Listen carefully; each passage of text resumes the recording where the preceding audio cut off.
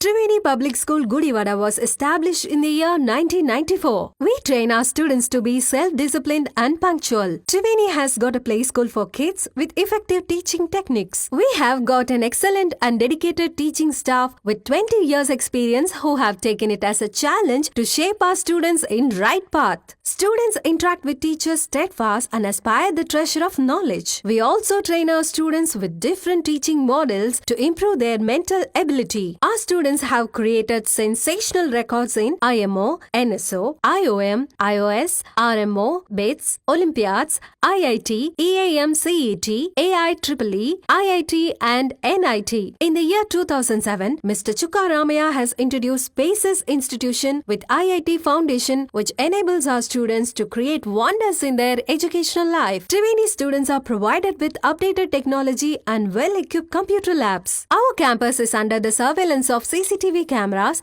and provided lift facility. We have an expert teaching staff who bring out the hidden talents of the students and carve them into the right sculpture. The potentiality of staff has made the students to participate in various sports and games. Hand in hand, they have bagged innumerable prizes which enables the schools to stand in pride. Triveni provides safe and well-networked transport facilities. Your child is our pride. Admissions are open for play school to 10th standard. For admissions, please contact Triveni Public School, Jaganathapuram, Gudivada. Phone 08674 244115 and 98497 96345.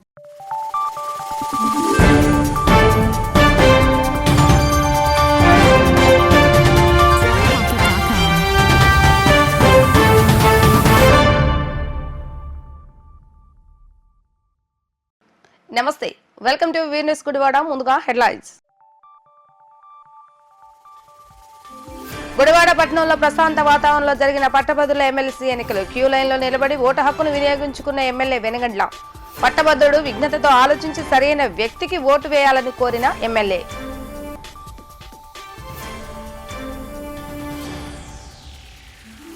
Nimmakuru గ్రామంలో సందడి చేసిన cine hero Hindupur MLA Balakrishna. NTR కు త్వరలోనే భారతరత్న వస్తుందని ఆశాభావం వ్యక్తం చేసిన బాలకృష్ణ. గుడివాడ నియోజకవర్గంలో ఎమ్మెల్సీ ఎన్నికల పోలింగ్ అంతా ప్రశాంత వాతావరణంలో జరిగింది. మొత్తం గుడివాడ పట్టణంలో 10 పోలింగ్ కేంద్రాలను ఏర్పాటు చేయగా ఎస్పీఎస్ స్కూల్లో 7, ఏసీకే స్కూల్లో 3 పోలింగ్ కేంద్రాలను అధికారులు ఏర్పాటు చేశారు. ఓటు హక్కు వినియోగించుకుంటున్న పట్టభద్రులు ఏమ నుండి బార్లు తీరారు. గుడివాడ పట్టణంలో 10, గ్రామీణ ప్రాంతాల్లో 3 పోలింగ్ కేంద్రాలు ఏర్పాటు చేయగా పట్టభద్రుడు తమ ఓటు హక్కును పోలింగ్ కేంద్రాల వద్ద వినియోగించుకోవడం జరిగింది. పోలీస్ యంత్రాంగం అవాంఛనీయ సంఘటనలు జరగకుండా చర్యలు చేపట్టారు. గుడివాడ నియోజకవర్గంలో 3 మండలాల పరిధిలో మొత్తం ఓటర్లు 7,865 ఉండగా వారిలో పురుష ఓట్లు 4,100, మహిళా ఓటర్లు 3,750, ఇతర ఓటర్లు 15 ఓట్లు ఉన్నట్లుగా అధికారులు వెల్లడించారు.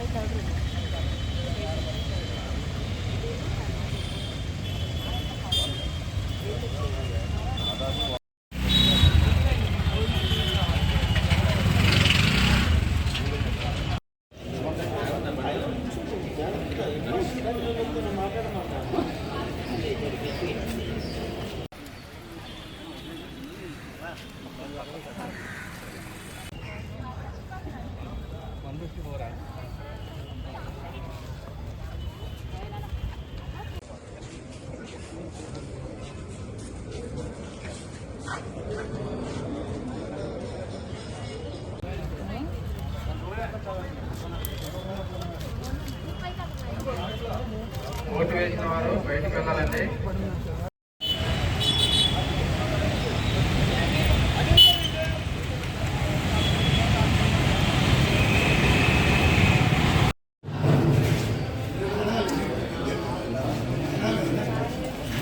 పట్టభద్రుల ఎమ్మెల్సీ ఎన్నికల పోలింగ్ కేంద్రాల వద్ద జరుగుతున్న పోలింగ్ సరళిని రాష్ట్ర వేర్ హౌసింగ్ కార్పొరేషన్ చైర్మన్ రావి వెంకటేశ్వరరావుతో కలిసి శాసనసభ్యులు వెనుగండ్ల రాము పర్యవేక్షించడం జరిగింది.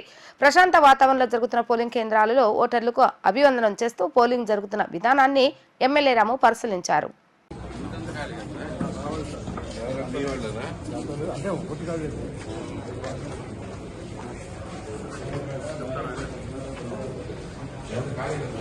వేరే పనులు ఉన్నాయి.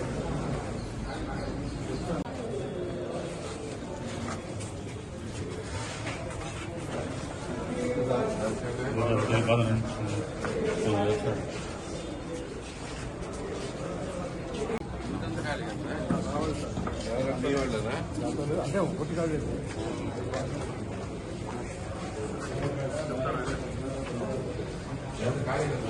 వేరే పనులు ఉన్నాయి.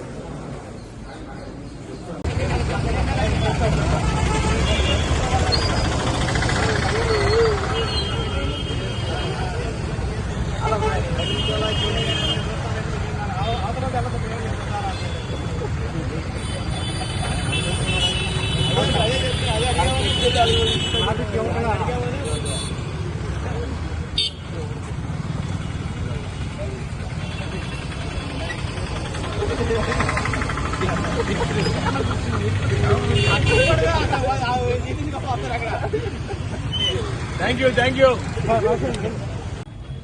పెట్టించామండి ఎక్స్ట్రా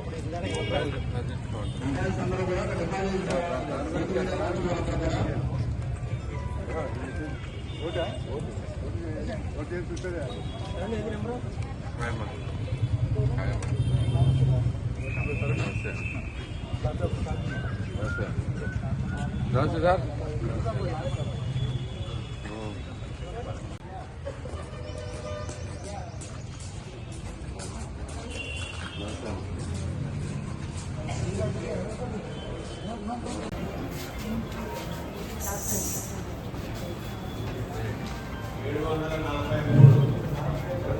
అన్నిటికీ అందరికి ఇచ్చేస్తే మస్ట్ అవన్నీ అయ్యచ్చు. ఈ గుంటూరుకి బాగా ఉంది.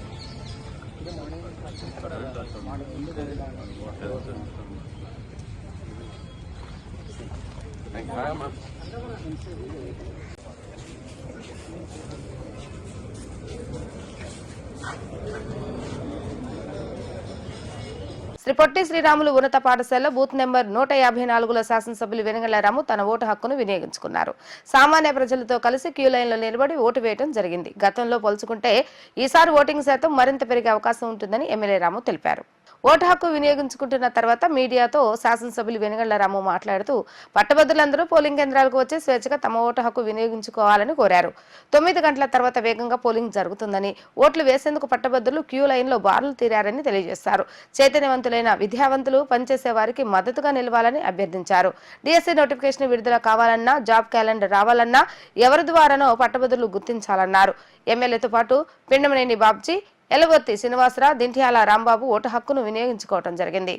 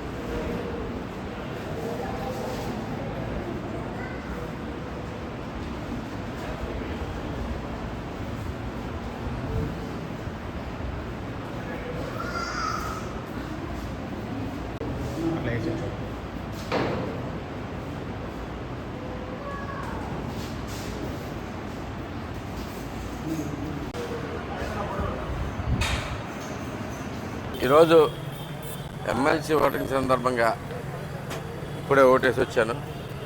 చాలా స్పీడ్ అందుకున్నప్పుడు 9ంటికి చాలా తక్కువ శాతమైనా కానీ 9 నుంచి బాగా స్పీడ్ అందుకున్నప్పుడు చాలామంది ఓటర్స్ లైన్లు క్యూలు పెరిగినాయి బాగా. ప్రతి ఒక్కరూ ఈ పట్టభద్రుల ఎమ్మెల్సీ అనేది చాలా ఇంపార్టెంట్.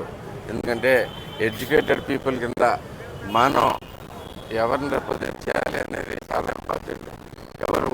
ఎవరైతే మనకి సరైన ఉద్యోగ అవకాశాలు కల్పించే అవకాశం ఉంటుంది, ఎక్కడి నుంచి ఎవరు మన తరపున పోరాడతారు అనేది తెలుసుకోవాల్సిన అవసరం కూడా ఉంది.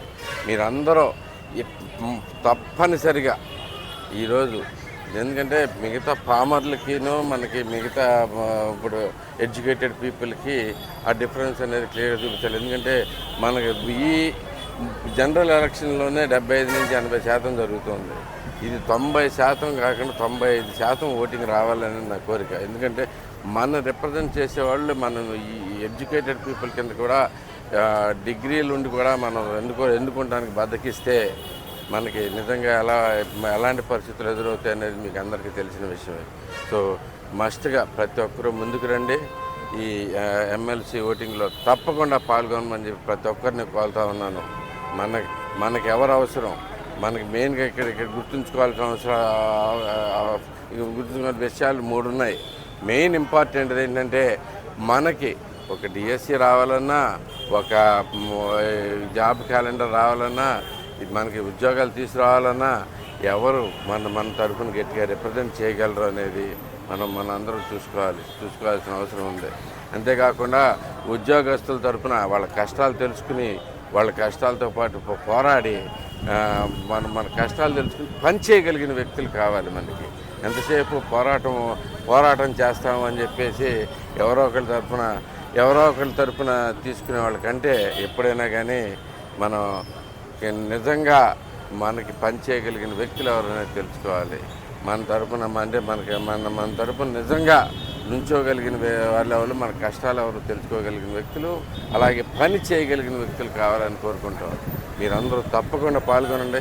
95% పైగా మనం ఇక్కడ గుడివాడలో పోలింగ్ తీసుకొచ్చి మనం రాష్ట్రంలోనే ముందున్నందుకు ప్రయత్నిద్దాం. తప్పకుండా గుడివాడ ప్రజలందరికీ మరొకసారి విన్నపం, మస్ట్గా మీరు ఓటింగ్లో మాత్రం పాల్గొనండి. ఇంపార్టెంట్. Thank you. అమరావతిలో జరిగే కార్యక్రమంలో పాల్గొనేందుకు వచ్చిన సినీ హీరో హిందూపురం శాసనసభ్యులు బాలకృష్ణ తన తండ్రి స్వగ్రామం అయినటువంటి నిమ్మకూరు ప్రాంతానికి చేరుకున్నారు. గ్రామానికి విచ్చేసిన బాలకృష్ణకు గ్రామ ప్రజలు ఘన స్వాగతం పలికారు. అనంతరం వెంకటేశ్వర స్వామి ఆలయ ప్రధాన అర్చకులు బాలకృష్ణకు వేద ఆశీర్వచనం అందచేయగా అనంతరం నందమూరి తారక రామారావు, బసవ తారకమ్మ విగ్రహాలకు పూలమాలలు వేసి నివాళులర్పించారు. కాసేపు బాలకృష్ణ కుటుంబ సభ్యులతో సరదాగా గడపడం జరిగింది. తన తండ్రి స్వగ్రామమైనటువంటి నిమ్మకూరుకు రావటం ఎంతో సంతోషాన్ని కలుగజేస్తుందని, ఈ ప్రాంతానికి వచ్చినప్పుడు తాను ఎంతో భావోద్వేగానికి లోనవుతానని బాలకృష్ణ తెలియజేస్తారు. త్వరలోనే తన తండ్రి నందమూరి తారక రామారావుకు భారతరత్న ప్రకటిస్తారని ఆశిస్తున్నట్లుగా ఆశాభావం వ్యక్తం చేశారు. అమరావతిలో కూడా దాతల సహాయ సహకారంతో బసవ తారకం క్యాన్సర్ హాస్పిటల్ ప్రారంభిస్తున్నట్లుగా తెలిపారు.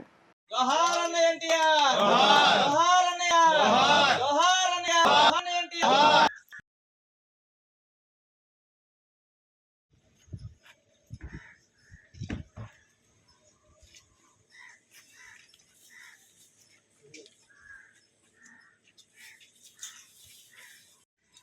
జోహార్ బసవతారకం గారు, జోహార్. జోహార్ బసవతారకం గారు, జోహార్. జోహార్ బసవతారకం గారు, జోహార్.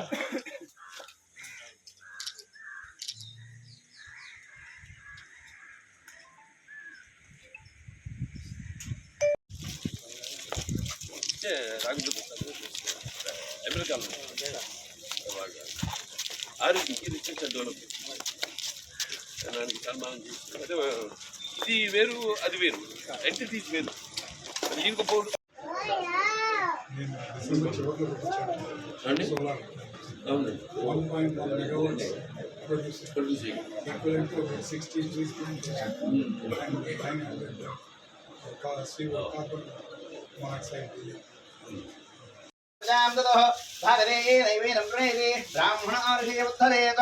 ब्राह्मणो वै सर्वा देवताः सर्वापि देवैनं देवता वृद्धरति यावदीर्वै देवतास्ताः सर्वा वेदवति ब्राह्मणे वसन्ति तस्मात् ब्राह्मणेभ्यो विद्योदिवेदवे नमस्कुर्यात्मा श्रीलङ्कीर्ते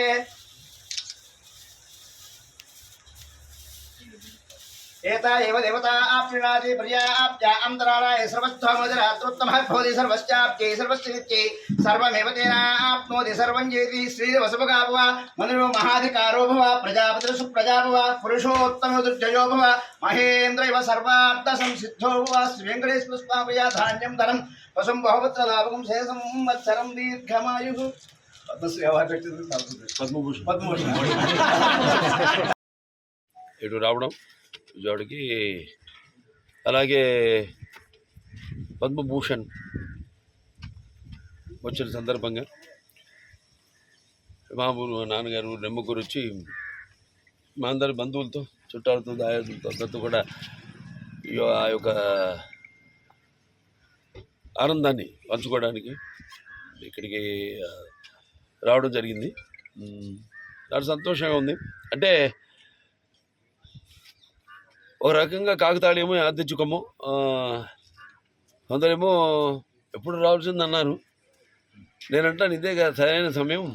ఎందుకంటే ఆయన శత జయంతి మొన్ననే పోయిన సంవత్సరం పూర్తి కావడం, తర్వాత ఆయన మొదటి సినిమా మన దేశం మొన్నే విడుదల 75 సంవత్సరాలు పూర్తి కావడం, అలాగే నేను ఇటు చలనచిత్ర పరిశ్రమకు వచ్చి 50 సంవత్సరాలు పూర్తి కావడం, ఇవన్నీ కలిసి వచ్చినాయని నేను అనుకుంటాను. సో నేను చెప్పాను మీకు, ఎప్పుడు మాకు వయసుతో పరిమితి లేదు.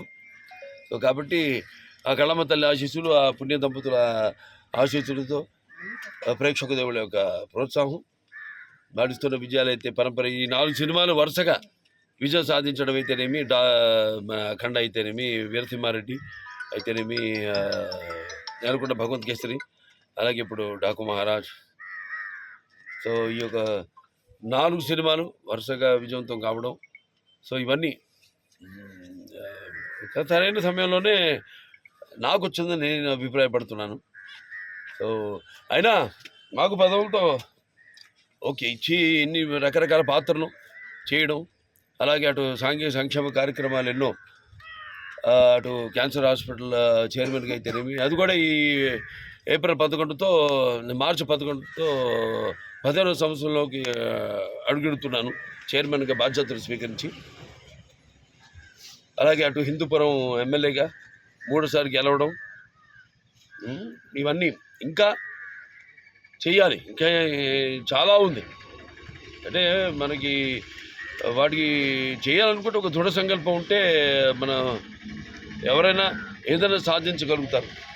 ఋషి ఉంటే మనుషులు ఋషులు అవుతారు అన్నదానికి ఒక ఉదాహరణ నాన్నగారు విశ్వవిఖ్యాత నరసార్వభౌమ తెలుగుదేశం పార్టీ వ్యవస్థాపకులు నటరత్న పద్మశ్రీ డాక్టర్ నందమూరి తారక రామారావు గారు. సో ఎప్పుడు మనిషి పుట్టినప్పుడు గర్వించదగ్గది ముందు ఆ ఊరి ఏ ఊళ్ళో అయితే ఆయన జన్మించారో ఆ ఊరు, అలాగే ఆయన కుటుంబం, అలాగే ఆయన జన్మించిన గడ్డ నేల, ఆ తర్వాత ఆయన జన్మించిన జాతి. కేవలం ఒక తెలుగువారే కాదు, మొత్తం యావత్ భారతదేశం. అంటే ఆయన చేసిన ఎన్నో మంది ఎన్నో చేసి ఉండొచ్చు, కానీ ఆయన అది లిబరలైజేషన్ అని కొంతమంది వరకే పరిమితం. బట్ ఆ మహానుభావుడు చేసింది పేదవాడికి కూడు గూడు గుడ్డ ఇచ్చి, అలాగే అందరూ కూడా సమానంగా వాడిని అధికార పీఠం మీద కూర్చోబెట్టిన మహానుభావుడు నందమూరి తారక రామారావు గారు. సో ఇవాళ ఆయనకి త్వరలోనే కేంద్ర ప్రభుత్వం భారత రత్న ఇచ్చి ఆయన గౌరవిస్తుందని, గౌరవించాలని ప్రతి ఒక్కడి యొక్క కోరిక. ప్రతి తెలుగువాడు, అలాగే ఇవాళ ఏ ఉన్నా కూడా ఇవాళ సంస్కరణలు అయితేనేమి, ఇవన్నీ కూడా ఇవాళ యావత్ భారతదేశం అంతా కూడా అనుకరిస్తుంది. పేర్లు మార్చి తప్పితే ఆయన పెట్టినవే అవన్నీ కూడా.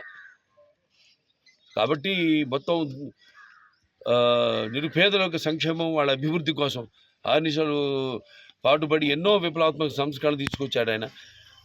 బహుశా ఈ ప్రపంచంలోనే ఎవడో చేసి ఉంటాడు. ఆయన చేసిన విప్లవాత్మకమైన పథకాలు తీసుకొచ్చిన సాహసోపేతమైన సానుకూల్యమైనవి, ఉపయోగపడేవి పేదవారికి. సో ఆయన కూడా భారతరత్న ఇచ్చి ఆయన్ని గౌరవించాలని, వాళ్ళని గౌరవించుకున్నట్టు అవుతుందని తెలియజేసుకుంటూ మరొకసారి ఆ కళామ తల్లి ఆశీస్సులు ఎల్లప్పుడూ ఇలాగే నా మీద ప్రేక్షకులు వాళ్ళు ఇస్తున్న విజయం పరపర ఎప్పుడు వెన్ను తట్టి సినిమా అయ్యి దాని ఫలితం కోసం ఎదురు చూస్తున్న తరుణంలో మేము చేస్తున్న ఎన్నో ప్రయోజాత్మకమైన అది నాన్నగారి నుంచి నేను నేర్చుకుంది ఏంటంటే మనం ఎప్పుడు ప్రజలు ఏవి వాళ్ళు ఇష్టపడతారనేది మన ఎదురు చూడటం కాదు, దానికంటే ముందే ఉండాలి మనం. అప్పుడు తప్పకుండా ప్రజలు వాటిని ఆదరిస్తారన్నది నాన్నగారి దగ్గర నుంచి నేను నేర్చుకుంది. అదే పంతాలో నేను అటు సినిమా రంగంలో రకరకాల పాత్రలు చేసుకుంటూ అది నా అదృష్టం అనుకుంటాను. మరి ఇటువంటి ఆయన పుణ్య దంపతుల ఆశీస్సులతో ఇవాళ రకరకాల పాత్రలు, జానపదాలు కానివ్వండి, సాంఘికాలు కానివ్వండి, లేకపోతే ఒక మళ్ళీ రేపు ఆదిత్య తిరిగి మళ్ళీ రిలీజ్ చేయబోతున్నాం త్వరలో మార్చిలో. First Indian scientific social fiction cinema అది. ఎప్పుడో చేసాం మనం, ఇప్పుడు 91లోనే. సెకండ్ రిలీజ్ చేస్తా మళ్ళీ రీమేక్స్ కొత్త షూటింగ్ లేదు, పాత సినిమాని మళ్ళీ సెకండ్ రిలీజ్. అది తర్వాత సీక్వెల్ తర్వాత చేస్తాను దీన్ని రిలీజ్ తర్వాత. సో ఇలా ఎన్నో రకరకాల పాత్రలు పౌరాణిక అన్నీ చేసే అవకాశం నాకు కలిగింది. సో దానికి నా నిర్మాతలు అయితేనేమి, అలాగే నా సహచర నటీనటులైతేనేమి, నా దర్శకులైతేనేమి, సాంకేతిక నిపుణులకైతేనేమి, ప్రతి ఒక్కరికి వాళ్ళ పడ్డ కష్టానికి ఫలితమే ఒక చిత్రం విజయం కావడం. దానికి తోడు ఎంతో ధైర్య సాహసోపేలతో ఇటువంటి సినిమాలు రకరకాల నేపథ్యాల్లో సినిమాలన్నీ నిర్మించడం నాతో వాళ్ళ ధైర్యానికి, అది మన తెలుగు వారికి ఉన్న ఒక ప్రత్యేకత. నాన్నగారి నుంచి మనకు వచ్చింది అది. సో ఆ దారిలోనే ఇటువంటి అన్ని రకరకాల సినిమాలు చేసే అవకాశం నాకు కలిగింది. కాబట్టి ఆ పుణ్య దంపతులకి నా ధన్యవాదాలు అర్పించుకుంటూ వాళ్ళ సహకరిస్తూ నన్ను అనుసరిస్తూ ఎన్నో నేను చేస్తున్న సాంఘిక సంక్షేమ కార్యక్రమాల్లో కూడా వాళ్ళందరూ కూడా పాలు పంచుకుంటూ ఎన్నో చేస్తున్నారు వాళ్ళందరూ కూడా. ఇప్పుడు మా క్యాన్సర్ హాస్పిటల్లో జరిగిన ప్రోగ్రాంలో ఒక తాత ఆయన 10 కోట్లు ఇవ్వడం జరిగింది. అన్ని రీసెర్చ్ అండ్ డెవలప్మెంట్ అవుతుంది. దీనికి కారణం ఏమిటి అన్నదానికి మా అమ్మగారు ఆనాడు క్యాన్సర్ బారిన పడి ఆవిడ పరమపదించడం, శివైక్యం కావడం, లింగైక్యం కావడం, మరి ఆవిడ ఆశయం దాని ఒక కార్యరూప దాల్చి నాన్నగారు ఆనాడు ఈ Basava Tarakam Indo American cancer hospital and research ఇన్స్టిట్యూట్ని ప్రారంభించడం.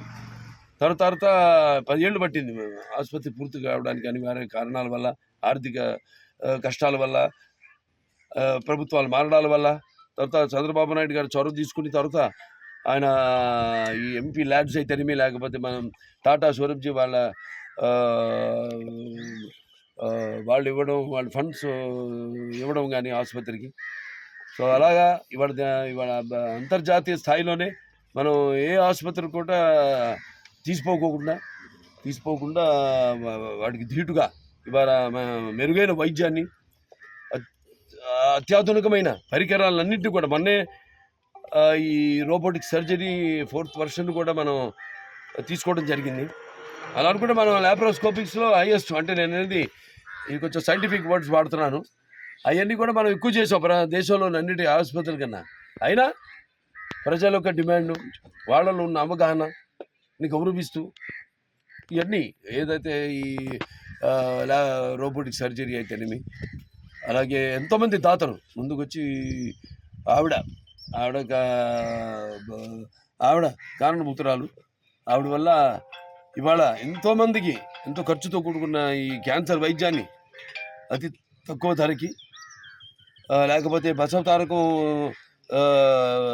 వైద్య నిధిని కూడా పెట్టడం జరిగింది ఆవిడ పేరుతో. మరి దారిద్ర దిగువరేఖ ఉన్న వాళ్ళకు కూడా ఉచితంగా అక్కడ వైద్యం అందించడానికైతేనేమి ఇలా. సో ఎన్నో వాటికి వాళ్ళు దాతలు వాళ్ళు, ఆ పుణ్య దంపతులు. సో ఇలాగే నేను చేస్తున్న ఆ దారిలోనే నేను చేస్తున్న ఈ సాంఘిక సంక్షేమ కార్యక్రమాలు అయితేనేమి, నా అభిమానులు అంటే అనిపిస్తుంది అప్పుడప్పుడు ఇది ఏ జన్మ అనుబంధము, ఏ రుణానుబంధము, ఏ విడదీయలేని అనుబంధము కదా నాకు అనిపిస్తుంటుంది. భావస్తురాణి జన్మాంతర సహృదాణి అంటారు. చాలా సంతోషం. కేంద్ర ప్రభుత్వానికి నా కృతజ్ఞతలు తెలియజేసుకుంటున్నాను. అంటే అలాగే ఆసుపత్రికి వాళ్ళు సహాయ సహకారాలు అందిస్తున్న 2 రాష్ట్రాల ప్రభుత్వాలకైతేనేమి, అటు మా బ్యాంకర్స్కి అయితేనేమి, అటు ఈ ప్రైవేట్ అండ్ పబ్లిక్ పారిశ్రామికవేత్తలకు అయితేనేమి, సెక్టర్స్కి అయితేనేమి, దాతలు అందరూ కూడా నా కృతజ్ఞతలు తెలియజేసుకుంటాను. సార్ వార్తలు ముగించే ముందు హెడ్లైన్స్ మరొకసారి. గుడివాడ పట్టణంలో ప్రశాంత వాతావరణంలో జరిగిన పట్టభద్రుల ఎమ్మెల్సీ ఎన్నికలు. క్యూ లైన్లో నిలబడి ఓటు హక్కును వినియోగించుకున్న ఎమ్మెల్యే వెనగండ్ల. పట్టభద్రుడు విజ్ఞతతో ఆలోచించి సరైన వ్యక్తికి ఓటు వేయాలని కోరిన ఎమ్మెల్యే.